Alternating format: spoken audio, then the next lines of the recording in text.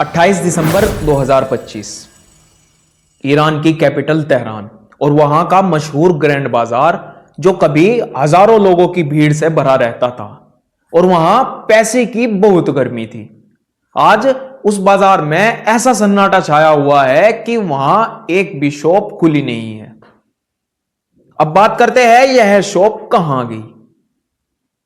शुरुआत होती है एक शॉप का शटर बंद होने से और देखते ही देखते पूरे ग्रैंड बाजार के शटर झुकने लगते हैं और यह शटर झुकने के बाद वहां के शॉपकीपर्स और वहां की जनता सड़क पर पहुंच जाती है। सड़क पर पहुंचने के बाद इन लोगों के प्रोटेस्ट ने इतनी हिंसक गतिविधियां की है, कहीं मस्जिद में आग लगा दी, कहीं रोड पर स्टेचूज को गिरा दिया, तो कहीं किसी ने अपना हिजाब उतार कर फेंक दिया, तो किसी ने अयातुल्ला खोमेनी की तस्वीर में आग जलाकर उससे अपनी सिगरेट जलाई। जो लोग प्रोटेस्ट कर रहे थे उन्होंने पहले तो इकोनॉमी पर सवाल उठाए, उसके बाद सिस्टम पर सवाल उठाए और फिर पूरी गवर्नेंस को घेर लिया। और दूर बैठे ईरान के खास दुश्मन ट्रंप बाबा और जो लोग प्रोटेस्ट कर रहे थे उनका साहस बढ़ाया और ईरान को सख्त आदेश दिए कि अगर तुम जो लोग प्रोटेस्ट कर रहे हैं उनके खिलाफ एक्शन लोगे तो हम अपनी फोर्स भेजेंगे।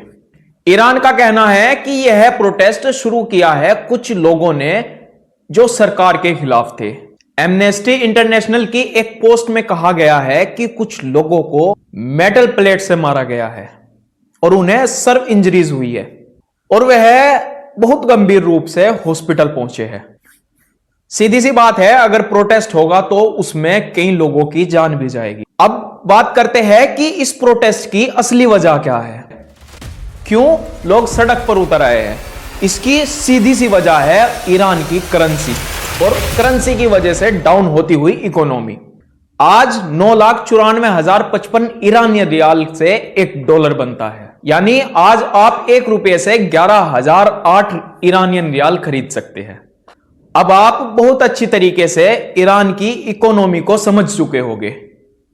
शॉपकीपर्स का कहना है अगर हम कोई सामान 10 रियाल में बेच रहे हैं तो हमें नहीं पता चलेगा कि शाम तक उस सामान की कीमत 20 रियाल हो चुकी होगी। इमेजिन कीजिए आपकी जेब में लाखों रुपए है और आप उनसे एक वक्त का खाना नहीं खरीद सकते। यही हुआ ईरान में। कहानी की शुरुआत होती है 1979 से। 1979 में ईरान में इस्लामिक रिवॉल्यूशन शुरू हुई। शाह रजा पहलवी के जाने के बाद दिसंबर 1979 में नए कॉन्स्टिट्यूशन के साथ अयातुल्ला खोमेनी को नया सुप्रीम लीडर चुना गया। अमेरिका को यह बदलाव बिल्कुल पसंद नहीं आया क्योंकि नई सरकार एंटी यूएस थी, इजराइल को नहीं मानती थी और मिडिल ईस्ट में यूएस के इन्फ्लुएंस को हमेशा से चैलेंज करती आई है। और बस यहीं से शुरू होती है अमेरिका और ईरान की जंग। यह जंग कोई बंदूकों की जंग नहीं थी, यह जंग कोई तोपों की जंग नहीं थी, यह जंग थी इकोनॉमी की। अमेरिका ने ईरान पर इकोनॉमिक सैंक्शंस लगानी शुरू की। मतलब ईरान तेल बेच सकता है लेकिन बहुत मुश्किलों से। ईरान को डॉलर सिस्टम से बाहर किया।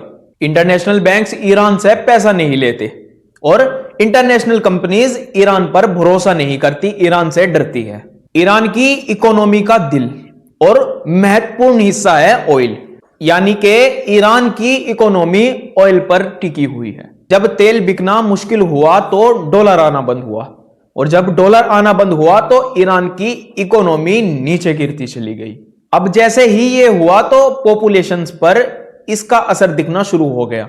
मान लीजिए आप एक टीचर है, आपकी सैलरी फिक्स है कि आप 20,000 रियाल में हो और रोज कभी आटे के भाव, कभी दाल के भाव, कभी दूध के भाव बढ़ते चले गए और महंगाई बढ़ती चली जाए तो आप पर इसका असर जरूर पड़ेगा।